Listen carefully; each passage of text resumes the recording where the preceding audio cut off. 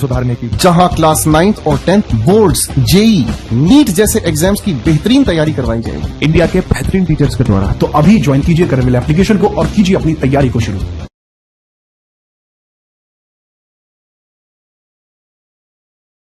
नमस्कार दोस्तों, उम्मीद करता हूं आप सभी बिल्कुल ठीक होंगे और क्लास लेने के लिए आप सभी बिल्कुल तैयार होंगे। जितने ऐसे छात्र क्लास में आए हैं आप सभी का हार्दिक स्वागत। फटाफट से मुझे बता दीजिए किसी प्रकार की कोई परेशानी तो आपको नहीं है, क्योंकि आपके आ जाने से क्लास का माहौल एक अलग ही स्तर पर पहुंच जाता है और आपका आना क्लास में बहुत बहुत जरूरी था। आपको यहां देखकर बड़ा अच्छा लगा। आज हम वैदिक सभ्यता के दूसरे पड़ाव पर चलेंगे। दरअसल पहले पड़ाव में अभी काफी कुछ बाकी है, तो हम पहले उसको पूर्ण करेंगे, उसके पश्चात हम आज दूसरे पड़ाव की ओर बढ़ेंगे। कैसे हैं आप लोग? आपका जीवन यापन कैसा चल रहा है? कैसी चल रही हैं बाकी बातें? Good afternoon. ये टिल्लू कौन है? चलिए स्टार्ट करते हैं। क्लास के अंदर छात्रों की संख्या बता रही है कि गर्जना हो चुकी है, आगाज हो चुका है और आगाज हो चुका है आपकी सिलेक्शन के उस युद्ध का। अच्छा लगा आप सभी को यहां देखकर। तो भैया कल की क्लास के बारे में अगर मैं चर्चा करूं तो कल की क्लास के अंदर हमने वैदिक काल को शुरू किया था। वैदिक काल के अंतर्गत हम चीजों को प्रारंभ कर चुके थे और जो ऋग्वैदिक काल होता है उसके बारे में चर्चा ले चुके थे। अब ऋग्वैदिक काल को मैंने पढ़ाना प्रारंभ किया। मैं दरअसल ही बताता हूं कि ऋग्वैदिक काल में मैंने क्या क्या आपको पढ़ाया था। मैंने बताया कि बाबू जो वैदिक काल आपका होता है, पहले मैंने इसको बताया था कि इसको कौन क्या कहता है, क्यों कहता है, ये किस पर आधारित है, कैसे हैं, क्या है, ये मैंने सब बताया था। उसके पश्चात मैंने बताया कि भाई यह दरअसल यह एक ईश्वरीय वाणी पर निर्भर करते हैं, वेदों पर। तो यहां आपको ऋग्वेद देखने को मिलते हैं, जिसको संकलित कृष्ण द्वैपायन वेदव्यास जी के द्वारा किया गया था। तो जो दो हिस्से आपको देखने को मिलते हैं ना, ऋग्वेद, यजुर्वेद, सामवेद, अथर्ववेद। तो सबसे पहले हमने ऋग्वेद को समझने के बारे में शुरुआत की। ठीक है, चलो। अब जैसा कि आप समझते हैं कि मैं इसके सभी मंडलों के बारे में बता चुका था और यहां तक वर्णन हो चुका था। अब यहां से आगे मैं आपको बताने वाला था। अभी ऋग्वेद के बारे में थोड़ी व्याख्या और बच जाती है, तो ऋग्वेद के बारे में अभी और व्याख्या देखिए। तो ऋग्वेद के अंदर मैं मंडलों का तो जिक्र कर चुका था, लेकिन कई बार ऋग्वेद से कई सवाल आ जाते हैं, कई बार ऋग्वेद से कई प्रकार के सवाल आ जाते हैं। तो उन सवालों के बारे में भी थोड़ा सा हम देखते हैं क्या आ जाते हैं। ठीक है, चलिए। जैसे पूछा जाता है, दो सवाल आ सकते हैं ऋग्वेद से। ठीक है, आप हेडिंग डाल लीजिए। अभी मैं ऋग्वेद के बारे में ही चर्चा करूंगा। ठीक है, अभी मैं ऋग्वेद के बारे में ही चर्चा करूंगा, तो मैं इस वाले पॉइंट को छोटा करके ऊपर कर रहा हूं और ऋग्वेद के बारे में अन्य चर्चा कर रहा हूं। अब जैसे ऋग्वेद के बारे में आप नोट पॉइंट लिखेंगे दो। पहला नोट ऋग्वेद का ये लिखेंगे और दूसरा नोट ऋग्वेद का आप ये लिखेंगे। ऋग्वेद के बारे में दो नोट पॉइंट दूंगा। ठीक है, चलिए। सर जो लोग यहां रहते थे वो कहां गए? बाबू जो सिंधु घाटी सभ्यता थी वो किसी कारण से खत्म हो गई।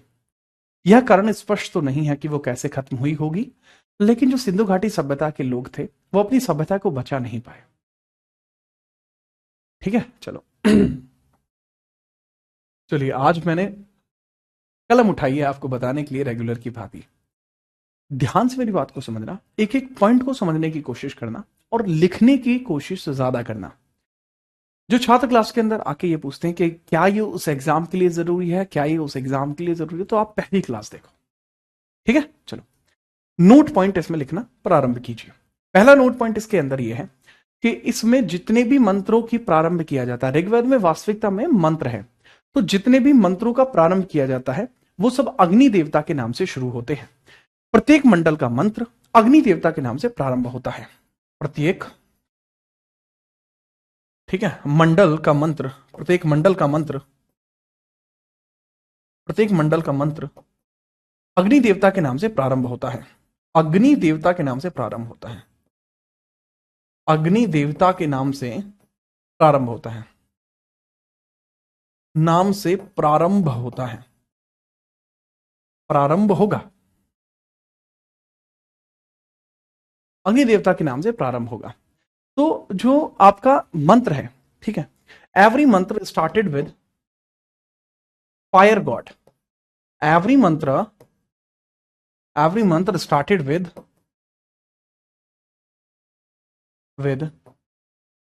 अग्नि गॉड। अग्नि गॉड, तो अग्नि गॉड को आप अग्नि गॉड ही लिखेंगे, ना कि फायर गॉड। ठीक है जी हाँ, पुराण भी आते हैं भाई, पुराण भी पढ़ेंगे, पहले यहां ध्यान दो। दूसरा, अगर मैं आपसे पूछूं कि ऋग्वेद सबसे पुराना है, पता है आपको, ठीक है। अब उसके अंतर्गत मुझे ये बताइए कि अगर ऋग्वेद सबसे पुराना है तो ऋग्वेद में भी सबसे पुराना क्या है? अगर आपसे यही पूछें कि ऋग्वेद अगर सबसे पुराना है तो ऋग्वेद में भी सबसे पुराना क्या है, बताओ। ये एक बहुत बेहतरीन सवाल है, बहुत ही बेहतरीन सवाल। ऋग्वेद के मंडल हैं, ये अलग अलग समय पर रचित हुए हैं। तो ऋग्वेद की जो नवीनतम रचना है वो कौन सी है, और ऋग्वेद की जो प्राचीनतम रचना है वो कौन सी है? दरअसल अगर मैं ऋग्वेद की बात करूं तो ऋग्वेद में आपके 10 मंडल हैं, ठीक है। तो दूसरा, तीसरा, चौथा, पांचवा, छठा, सातवां, आठवां और नौवां, ये वो हैं जो ऋग्वैदिक काल में लिखे गए थे, ठीक है। तो कहने की बात यह है मेरे लाल कि इसमें आपको यह समझना है, तो 2 से लेके 8 मंडल, 2 से लेके 9 मंडल, 2 से लेके 9 मंडल प्राचीन है। प्राचीन लिख सकते हैं, या फिर अगर स्पष्ट आपसे यही पूछा जाए कि इन प्राचीनों में भी सबसे प्राचीन कौन सा है, ठीक है, ओल्डेस्ट अगर फॉर्म पूछ ली जाए तो 2 से 7 लिख लो। 2 और 7 मंडल, 2 से 7 मंडल, 2 से 7 मंडल सबसे प्राचीन है, सबसे प्राचीन मंडल, सबसे प्राचीन है, प्राचीन है, प्राचीन है। कहने की बात क्या हुई कि भैया ये सबसे प्राचीन है, ये सबसे प्राचीन मंडल है, ठीक है, याद रखना। और दूसरा जो लेटेस्ट मंडल है वो 1 से 10 मंडल है। जो 1 और 10 मंडल है ना, 1 और 10 मंडल, ये नवीनतम है यानी लेटेस्ट है, नवीनतम है यानी कि लेटेस्ट है, लेटेस्ट आपको देखने को मिलता है। इसको भी थोड़ा सा ध्यानपूर्वक याद रखना।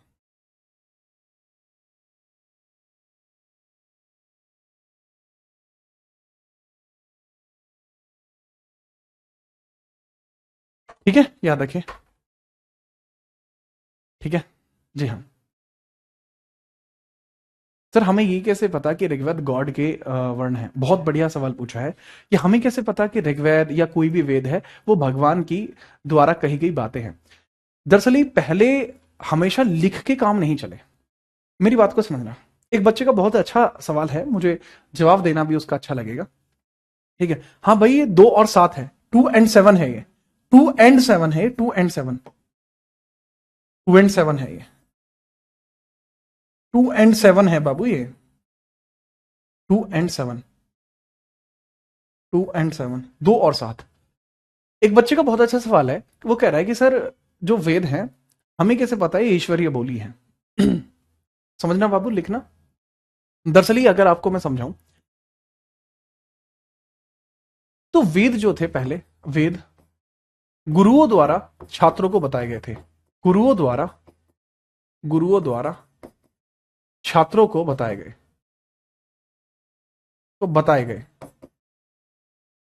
गए, इन्होंने उसको स्मरण कर लिया, और उसके बाद ये ब्राह्मणों के द्वारा किया गया था, ये ब्राह्मण्स ने किया था, ब्राह्मण ने किया था, ब्राह्मण, ठीक है। लेकिन जो आज की डेट में आप वेदों का स्वरूप देखते हो बेटा, ये उस समय का नहीं है। ये वेदों का स्वरूप वो है जो गुप्त काल में बना। वर्तमान वेदों का स्वरूप गुप्त काल में है, जो वेदों का बहुत छोटा सा हिस्सा है। वर्तमान उपस्थित स्वरूप गुप्त काल का है, गुप्त साम्राज्य का है, साम्राज्य के समय का है, जिस कारण से इसके अंदर बहुत कम जानकारी है। इनिशियली ये सिर्फ एक ओरल फॉर्म में हुआ करते थे कि पत्तों पे लिख दिया, पांडुलिपि पे लिख दिया, याद कर दिया, है ना। तो इसमें क्या है कि वर्तमान स्वरूप जो हम देखते हैं वो तो गुप्त काल का है, वो गुरुओं के द्वारा याद किया जाता था। यह 2 प्रकार की स्मृतियों के अंदर उल्लेख हमारे यहां किया जाता है, एक तो श्रुति का और एक स्मृति का, ठीक है। तो ये स्मृति है, वेद एक प्रकार का स्मृति है। वेद क्या है भाई? एक प्रकार की स्मृति है, स्मृति जो याद रह गई, ठीक है, याद रखना, नोट करिए, ठीक है, नोट करिए, आगे बढ़ते हैं।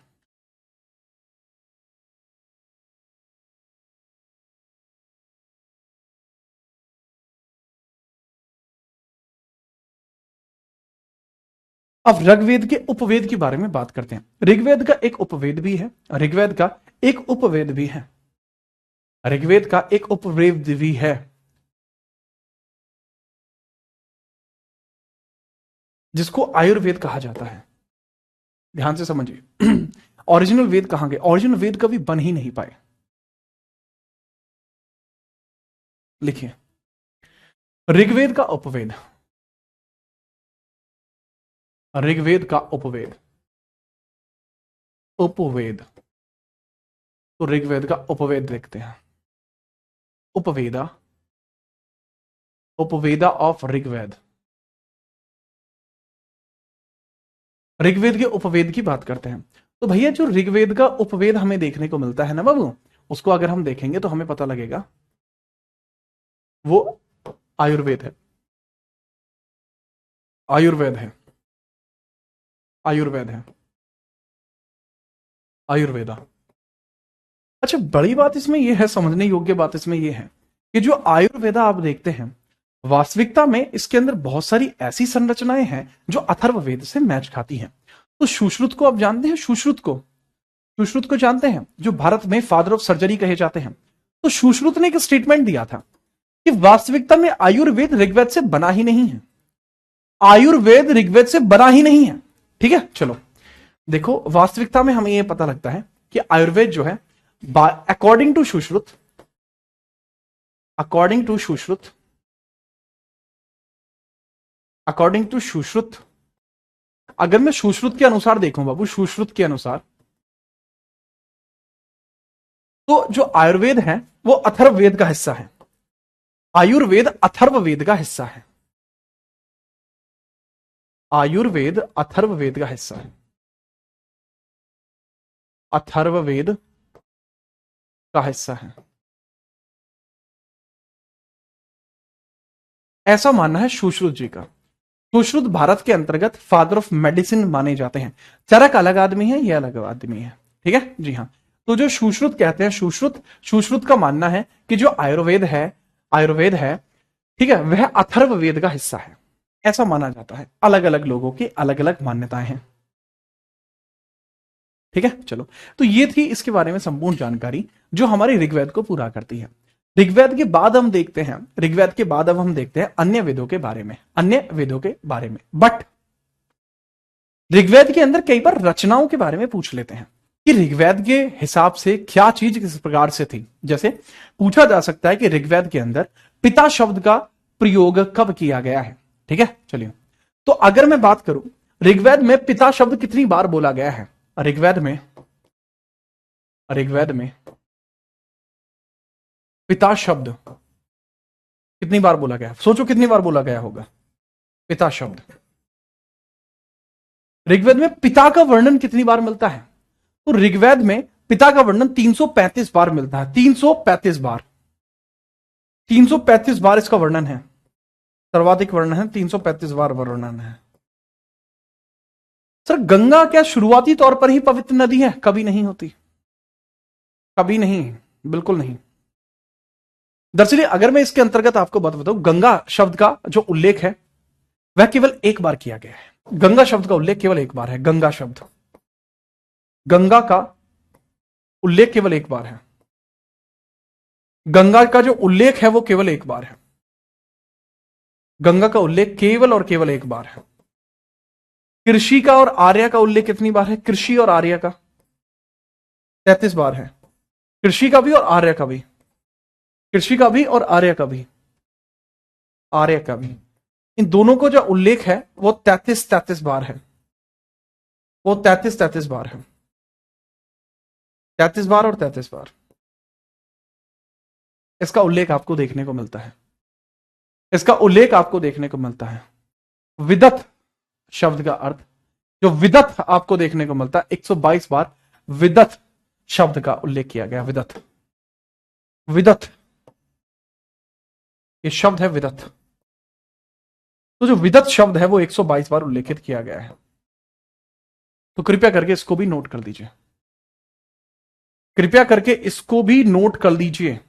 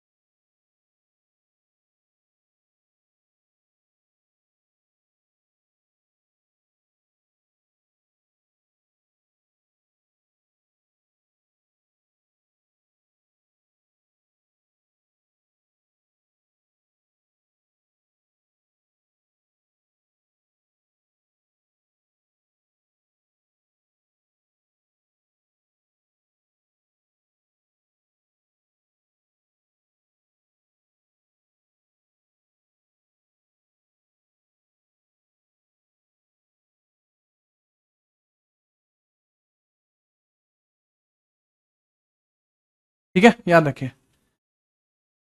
ठीक है, चलो अब इसी के अंदर याद रखना, जैसे इंद्र देवता है, इंद्र देवता का उल्लेख लगभग 250 बार किया गया है। इंद्र देवता का उल्लेख लगभग 250 बार किया गया है। इंद्र का उल्लेख लगभग 250 बार है। इंद्र देवता का उल्लेख, इंद्र देवता का उल्लेख लगभग 250 बार है।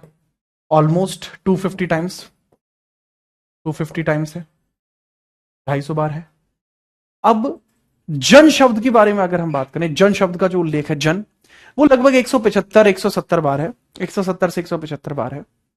अब ऐसा कैसे है कि सर शब्द नहीं गिने जा रहे क्या लोगों से? 170 और 175 में क्यों टेंशन ले रहे हैं ये लोग? दरअसल कुछ लोगों का मानना है कि कुछ पेज वेदों में से गायब है।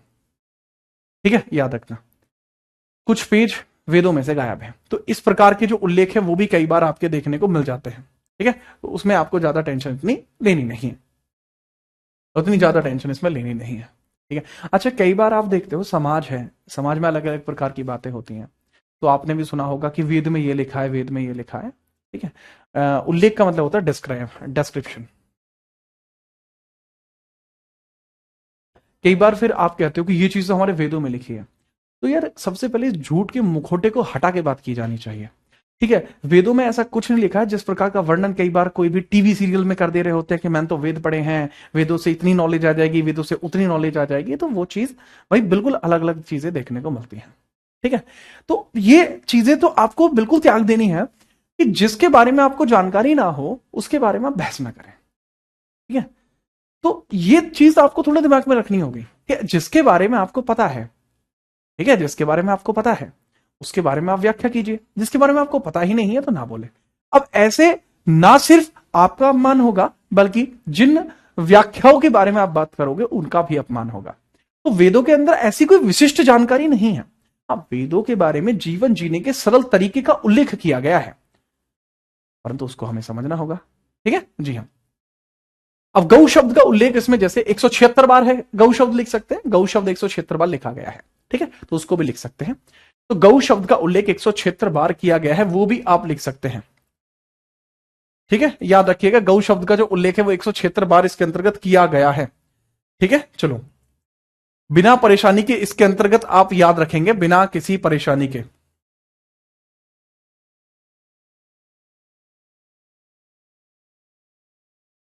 बिना परेशानी के इस चीज को आप याद रखेंगे, मेरे ख्याल से कोई दिक्कत आपको नहीं होगी।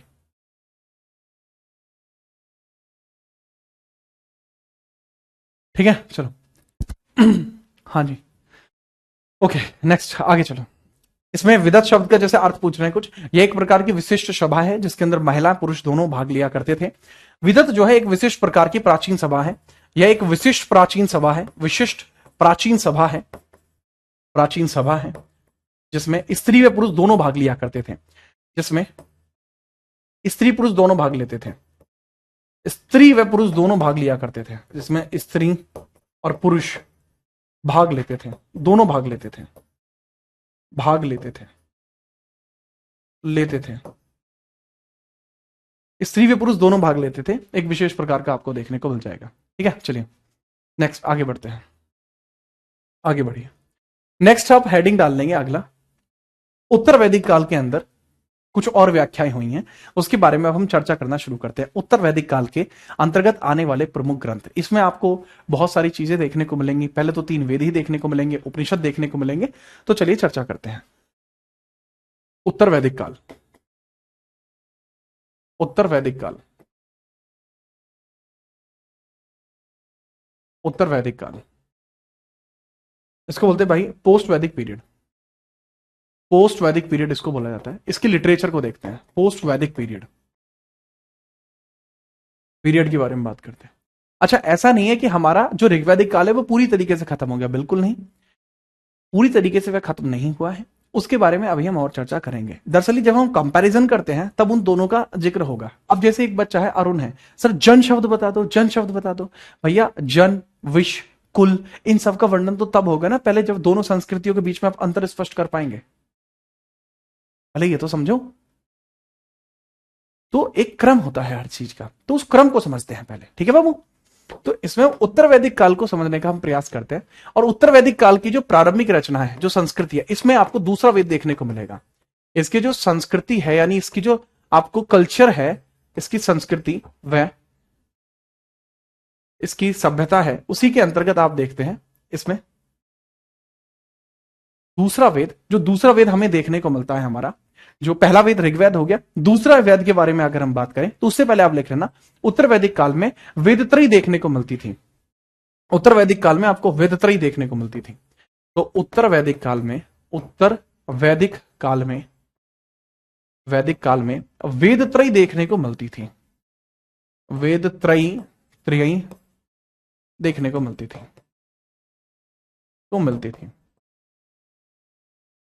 वेदत्रयी देखने को मिलती थी। वेदत्रयी, अब ये वेदत्रयी क्या है? वेदत्रयी दरअसल 3 वेदों का जो ग्रुप है वो वेदत्रयी है। 3 वेदों का जो ग्रुप है वही वेदत्रयी है, ऋग्वेद, सामवेद और यजुर्वेद। ऋग्वेद, सामवेद और यजुर्वेद। ऋग्वेद, सामवेद और यजुर्वेद।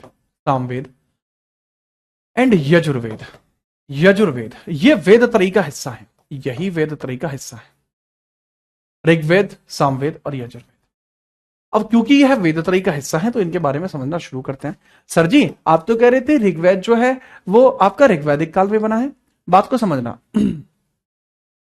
जो ऋग्वेद है ना बाबू, इस ऋग्वेद के बारे में आप यह समझ लेना कि इसका कुछ हिस्सा उत्तर वैदिक काल में भी बना है, इसकी कुछ रचना उत्तर वैदिक काल में भी हुई है, उत्तर वैदिक काल में भी हुई है, काल में भी हुई है, भी हुई, उत्तर वैदिक काल में भी इसकी कुछ रचना हुई है। ठीक है, चलिए अब इसी के अंतर्गत हम देखना शुरू करते हैं, थोड़ा सा इसी के अंतर्गत हम देखना शुरू करते हैं कि भाई सबसे पहले फिर हम देखते हैं, सर ठीक है ऋग्वेद के बारे में तो हमने पढ़ लिया, अब हम अगले वेद के बारे में चर्चा करते हैं। मैं ठीक है भाई, दूसरा वेद आप लिख लीजिए, दूसरा वेद आप लिख लीजिए जिसको हम बोलते हैं सामवेद, जिसको हम बोलते हैं सामवेद।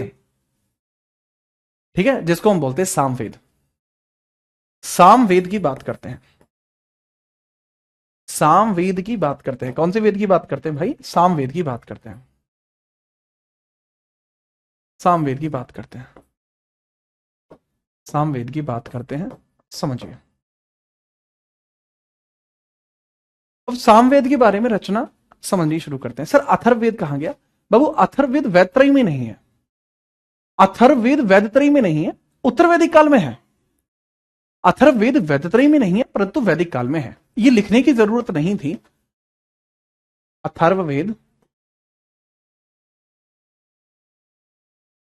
अथर्ववेद वेदत्रयी में नहीं है, त्रयी में नहीं है, त्रयी में नहीं है, लेकिन उत्तर वैदिक काल में है, लेकिन उत्तर वैदिक काल में है, लेकिन उत्तर वैदिक जो आपकी जितनी भी लिटरेचर है, उत्तर वैदिक संस्कृति है, इसका हिस्सा है, उत्तर वैदिक संस्कृति का हिस्सा है, संस्कृति का हिस्सा है। ठीक है, तो समझिए, तो सामवेद के बारे में सबसे पहले हम बात करते हैं, इसके बारे में क्या क्या चर्चाएं हैं। ठीक है, जैसे सामवेद को माना जाता है कि यह संगीत का जनक है, जितना भी म्यूजिक है वो हमें सामवेद में से देखने को मिलता है। सामवेद का अर्थ है गीत, भारतीय संगीत का जनक सामवेद को माना जाता है। ठीक है, सामवेद का अर्थ ही क्या होता है भाई? गीत। यह है भारतीय संगीत, यह है भारतीय संगीत का, भारतीय संगीत की प्रारंभिक पुस्तक है, यह भारतीय संगीत की प्रारंभिक पुस्तक है, भारतीय संगीत की प्रारंभिक पुस्तक है, प्रारंभिक पुस्तक है मतलब ऐसी पुस्तक जिस पर भारतीय संगीत निर्भर करता है। Indian music depend on it, Indian music depend on it, depends on it, Indian music depends on it. Bharat का जो म्यूजिक है वो इसी के ऊपर डिपेंड करता है। ठीक है सर जी, देखो स्वरों का जो पहला प्रयोग किया गया है वो इसी के अधीन किया गया था। स्वरों का पहला जो प्रयोग है यही किया गया था, स्वरों का पहला प्रयोग इसी में किया गया है। संगीत के सुरों का प्रयोग, संगीत के स्वरों का प्रयोग यही है, स्वरों का प्रथम प्रयोग यही है, प्रथम प्रयोग यही किया गया है। ठीक है, तो याद रखिए संगीत के स्वरों का प्रथम प्रयोग, first use of music vowels, music स्वर्स। अब संगीत के स्वर होते हैं सारे गामा पा धा नी, ये वाले। ठीक है, चलिए इसका ऐतिहासिक महत्व इतना नहीं है। दरअसल इसका ऐतिहासिक महत्व इस कारण से नहीं है क्योंकि इससे कोई संस्कृति का निर्माण नहीं हुआ, इससे संस्कृति का जो निर्माण हुआ वो संगीत के क्षेत्र में हुआ। ठीक है, तो उसको उस हिसाब से देखना अब प्रारंभ करते हैं। अब सारे गामा पाधा नी जो होता है वो एक प्रकार से स्वर होते हैं, वो इसी के अधीन आपको देखने को मिलते हैं। इसके अंतर्गत जो इसका उपवेद है वो गंधर्व वेद कहलाता है, गंधर्व वेद कहलाता है। ठीक है, याद रखिएगा। तो बाबू इसका जो उपवेद है वो गंधर्व वेद है। सामवेद का जो उपवेद है, सामवेद का जो उपवेद है वो गंधर्व वेद है। इसका जो उपवेद है वो गंधर्व वेद है, गंधर्व वेद देखने को मिलता है, गंधर्व वेद। दूसरा, जो इसको गाता है, जो इसको बोलता है, जो इसको गाता है, जो इसको बोलता है, वह वास्तविकता में कौन होता है? सर जी, इसको गाने वह इसको बोलने वाला उद्गात्र कहलाता है। इसको बोलने वाला या पढ़ने वाला, पढ़ने या बोलने वाला, बोलने वाला, पढ़ने या बोलने वाला, अ पर्सन हु मैजमर और रेड इट, इसका जो रीडर, इसका जो रीडर होता है, इसका जो रीडर होता है वो कहलाता है उद्गात्र, उद्गात्र कहलाता है। आपका कहलाता है उद्गात्र, उद्गात्र कहलाता है, उद्गात्र। नोट हुआ? बढ़िया। देखो, जो भरत मुनि हैं उनके द्वारा इस वेद को संकलित करता माना जाता है। तो जो भरत मुनि आपको देखने को मिलते हैं, उन्होंने जो नाट्य शास्त्र की रचना की है, नाट्य शास्त्र एक पुस्तक है, वो भरत मुनि ने सामवेद को देखकर ही की है। देखो, भारतीय संगीत की प्रारंभिक पुस्तक नाट्य शास्त्र, इसको समझिएगा, नोट पॉइंट में समझना आप। ठीक है, इसको आप नोट पॉइंट में समझना, ऐसे नोट में लिखवा दे रहा हूं, नोट। भारतीय संगीत की पुस्तक नाट्य शास्त्र, नाट्य शास्त्र किसने लिखी है? वो नाट्य शास्त्र भरत मुनि ने लिखी है, बाय भरत मुनि। ये एक बुक है,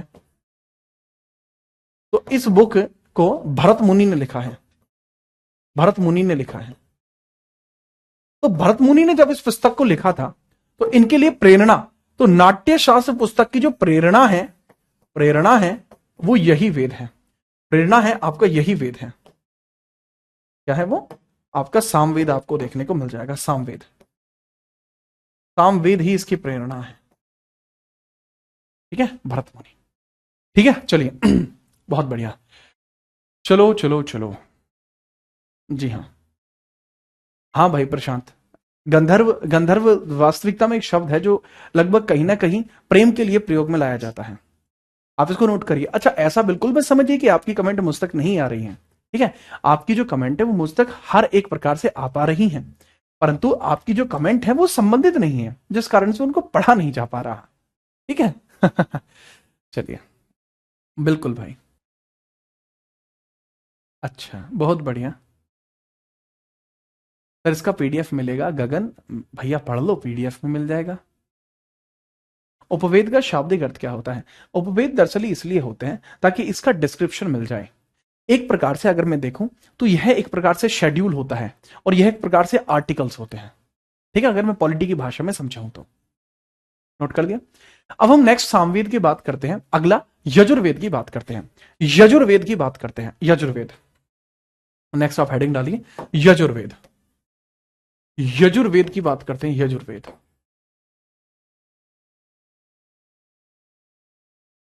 यजुर्वेद की बात करते हैं,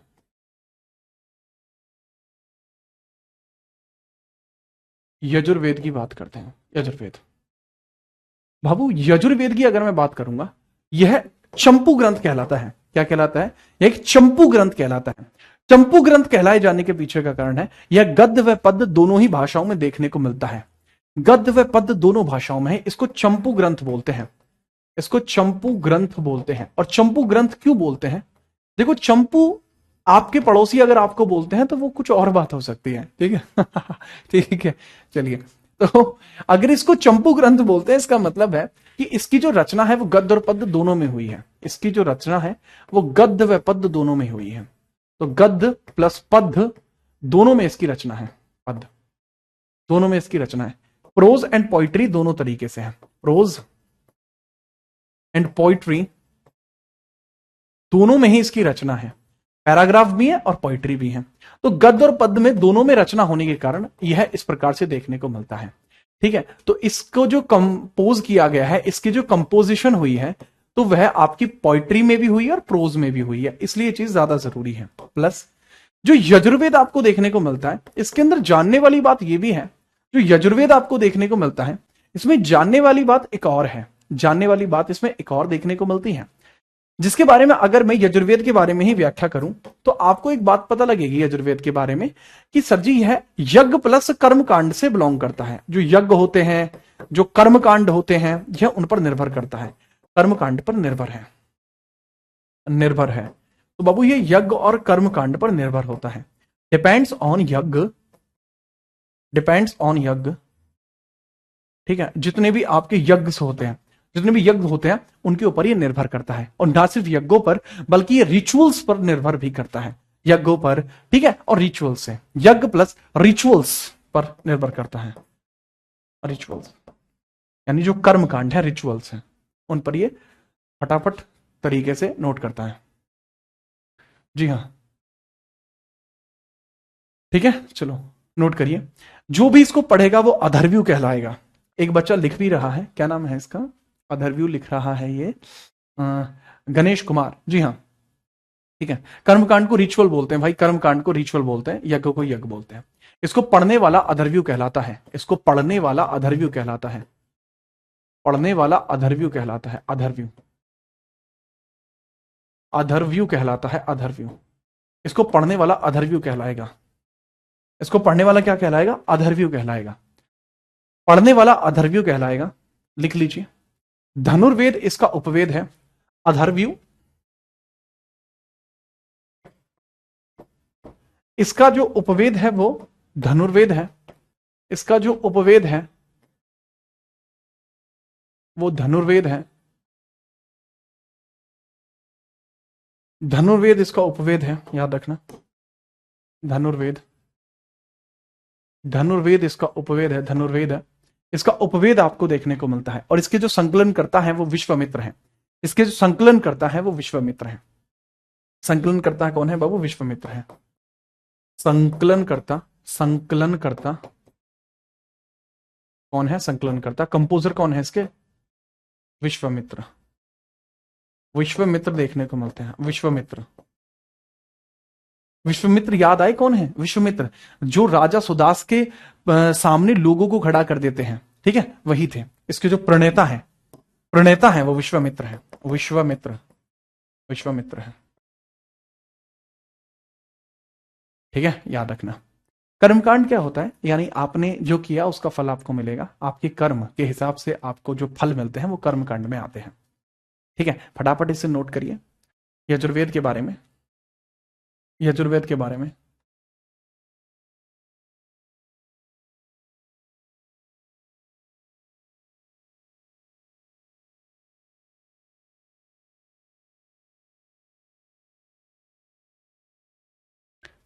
यह दो प्रकार के हिस्सों में होता है, कृष्ण यजुर्वेद, यह दो प्रकार के हिस्सों में होता है, कृष्ण यजुर्वेद तथा शुक्ल यजुर्वेद। कृष्ण और शुक्ल यजुर्वेद में देखने को मिलता है, इसके दो हिस्से हैं, ठीक है, इसके दो हिस्से हैं, इसके दो हिस्से आपको देखने को मिलते हैं, दो पक्ष तथा हिस्से आपको देखने को मिलते हैं, ठीक है। Divided into, it is divided into two parts, it is classified into two part, it is classified, classified in two parts, it is classified in two parts। चलिए, इन दो हिस्सों में क्लासिफाई आपको देखने को मिलता है, एक है शुक्ल और एक है कृष्ण, शुक्ल, शुक्ल यजुर्वेद है, शुक्ल यजुर्वेद, और एक है आपका कृष्ण यजुर्वेद, कृष्ण यजुर्वेद, यजुर्वेद, शुक्ल एंड कृष्ण, इसको बोलते हैं शुक्ल, शुक्ल यजुर्वेद है, एंड भाई कृष्ण यजुर्वेद है, कृष्ण यजुर्वेद है। तो कृष्ण एंड शुक्ल, इस प्रकार से आपको ये देखने को मिल जाते हैं बिना परेशानी के। ठीक है जी हाँ, बहुत बढ़िया। चलो नेक्स्ट आगे बात करते हैं। अनुज बाबू, अगर आपको कोई बात नहीं लिखवाई जा रही है, ठीक है, तो इसका मतलब है वो जरूरी नहीं होगी, है ना? ठीक है, फिर भी लिखना चाहते हो तो बाबू जो आपका सवाल था उसके अंतर्गत आप लिख सकते हैं कि सामवेद को 2 लोगों के द्वारा कंपोज किया गया है। पहली कंपोजिशन जो सामवेद की हुई है वो हमारी की जाती है वेद व्यास जी के द्वारा, और सामवेद की ही जो दूसरी कंपोजिशन हुई है उसमें भरत मुनि के द्वारा उसमें परिवर्तन लाए गए हैं। ठीक है, चलिए, शुक्ल गद्य में है और कृष्ण पद्य में है। जी हाँ, जो शुक्ल है वो गद्य में है, शुक्ल गद्य में आपको देखने को मिलता है, गद्य में प्रोज है ये गद्य, और यह आपको पद में देखने को मिलता है, पद में देखने को मिलता है। ठीक है, याद रखना, प्रोज एंड पोइट्री। ठीक है, चलिए, पक्ष भी होते हैं। अरे बाबू वो एक महीना होता है, शुक्ल पक्ष जो होता है वो जब सूरज मतलब जो चंद्रमा होता है वो पूर्ण होता है, पूर्ण से कम होता है। जो कृष्ण होता है जब जो चंद्रमा आधा होता है तब की बात होती है।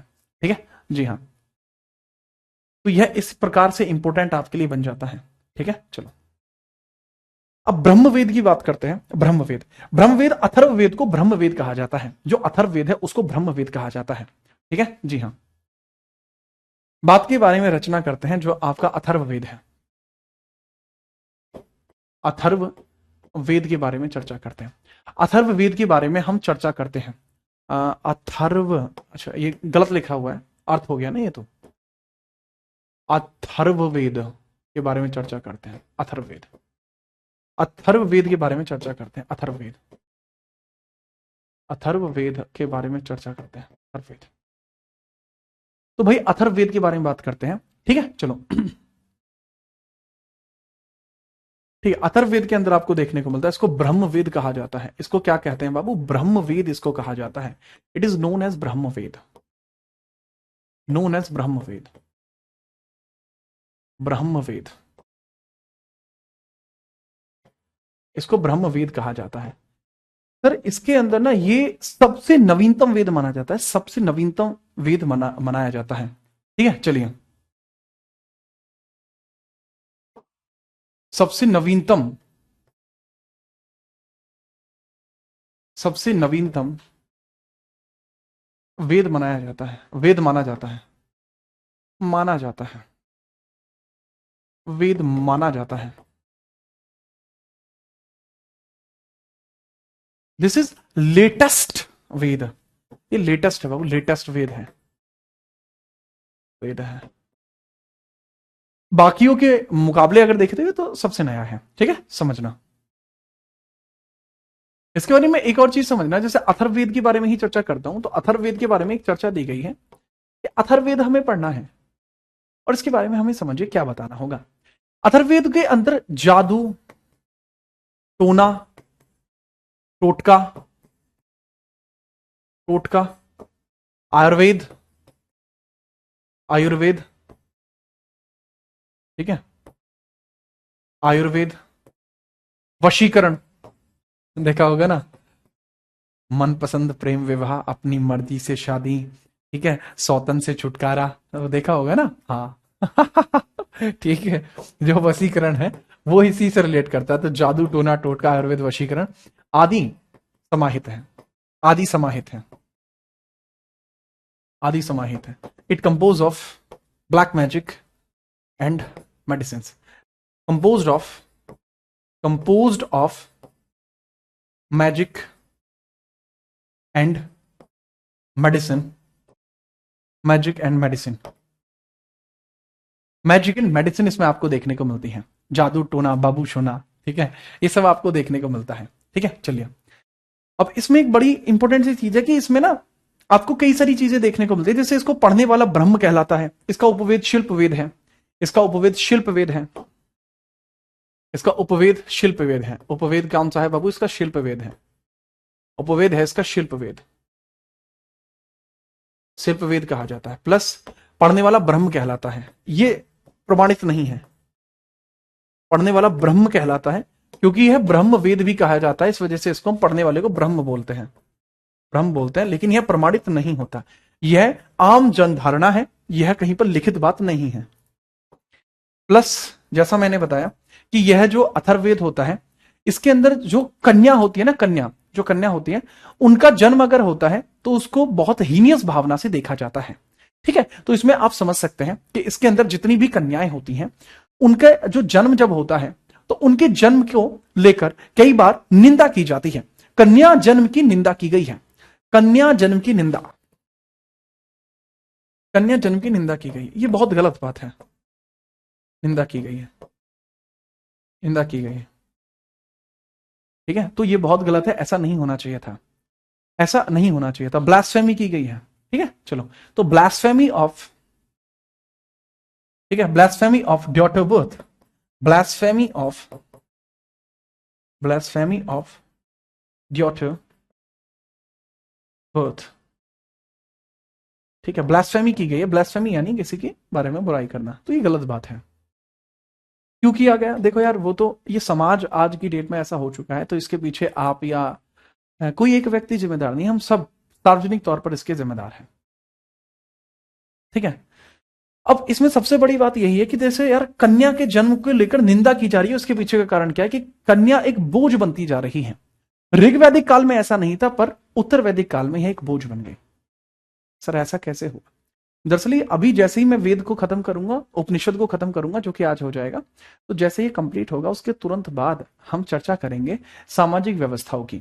तो सामाजिक व्यवस्थाओं में क्या परिवर्तन आया ऋग्वैदिक काल में और उत्तर वैदिक काल में, उसी के बारे में हम जो है इसके बारे में चर्चा करेंगे। ठीक है जी हाँ, ओके, याद रखना।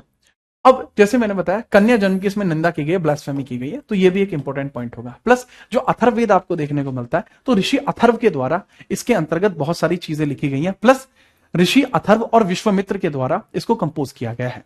इस वेद की रचना, इस वेद का संकलन, वेद का संकलन, इस वेद का जो संकलन है, संकलन, कंपोजिशन, कंपोजिशन ऋषि विश्वामित्र, विश्वामित्र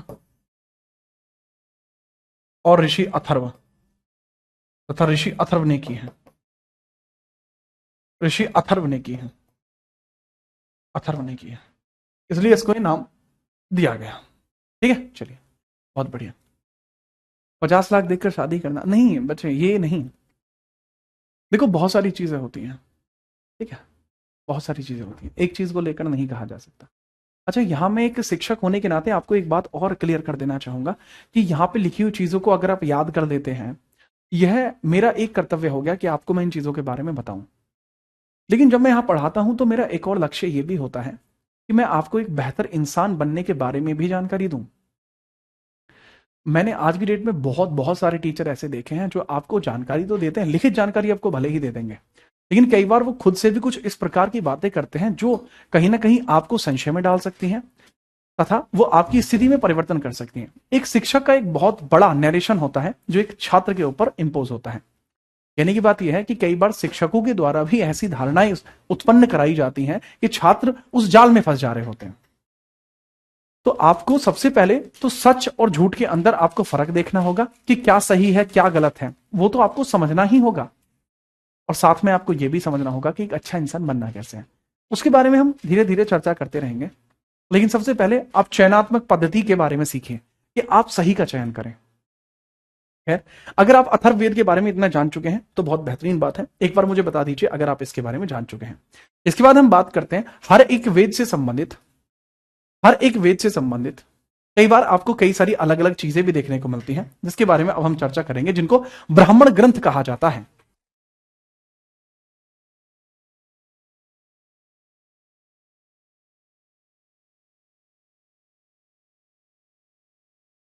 ठीक है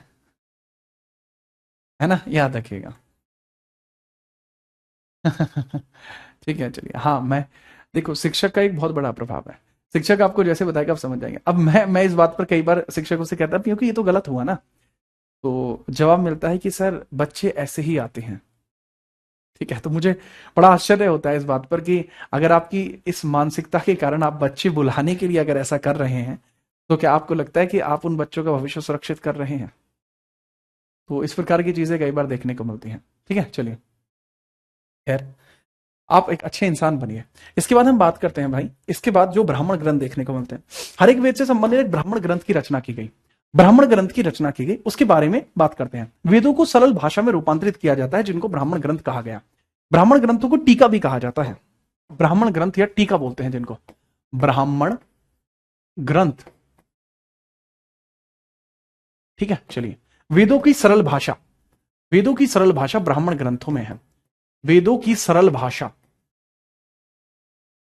वेदों की सरल भाषा ही ब्राह्मण ग्रंथों में है। ठीक है, वो बहुत ध्यान से समझना।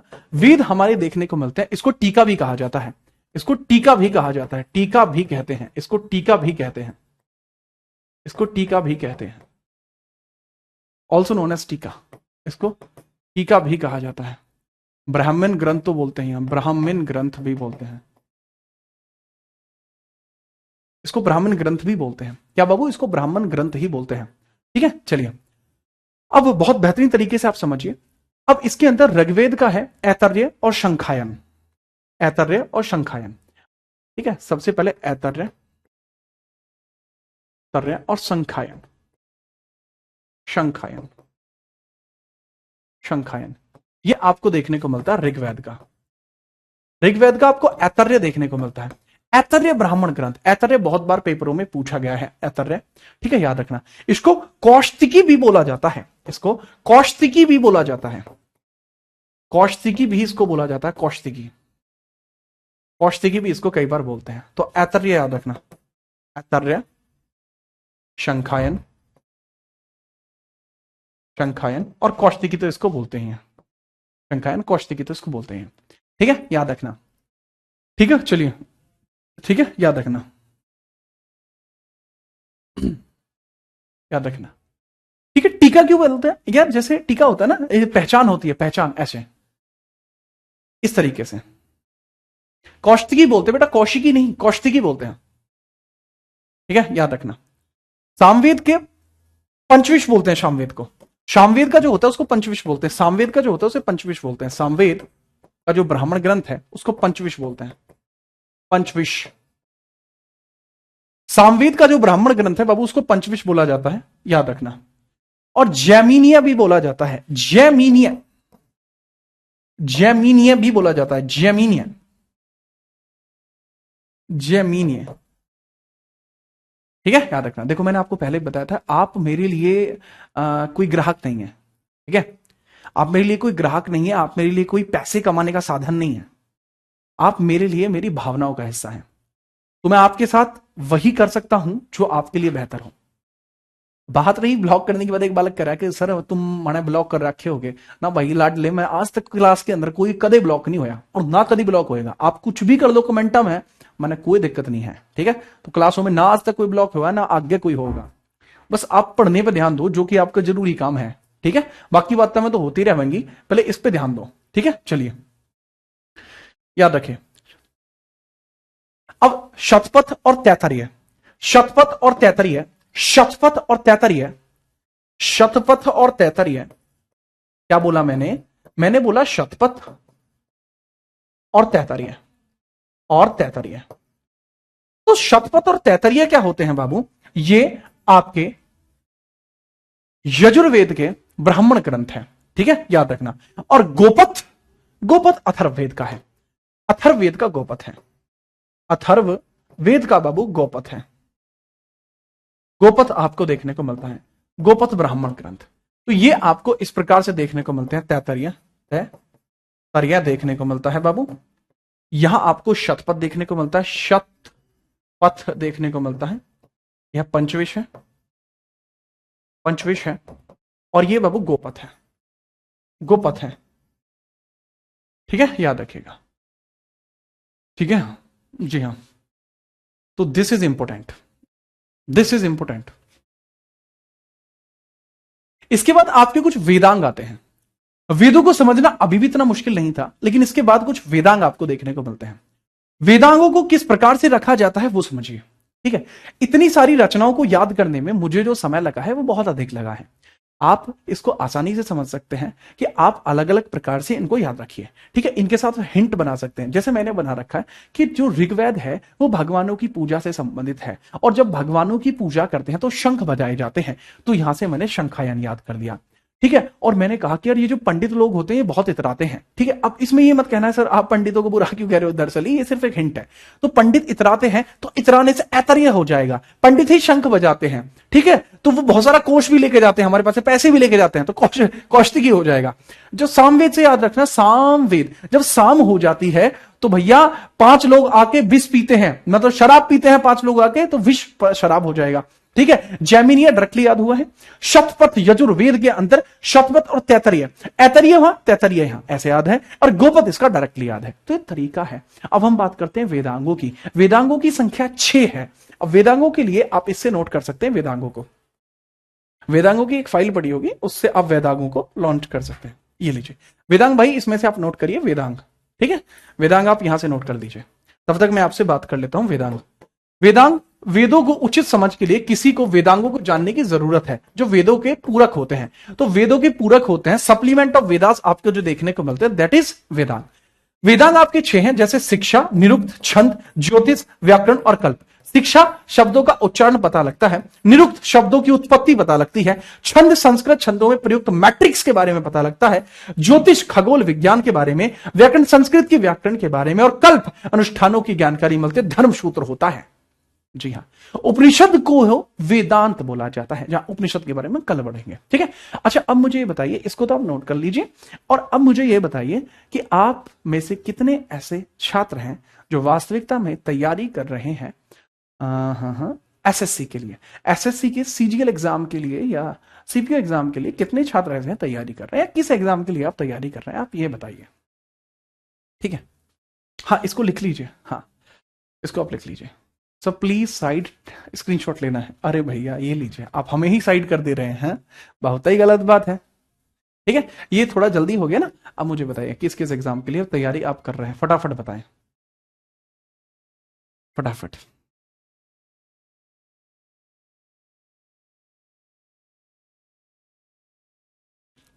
सर आजकल बहुत सीरियस रहते हो। अरे नहीं भाई, आपको आपके जीवन में आवश्यकता है, आपको जीवन में आवश्यकता है रहने की। तो काफी सारे छात्र हैं अपने सीजीएल वाले, यूपीएसआई के तो है ही, देखो ऑब्वियस सी बात है।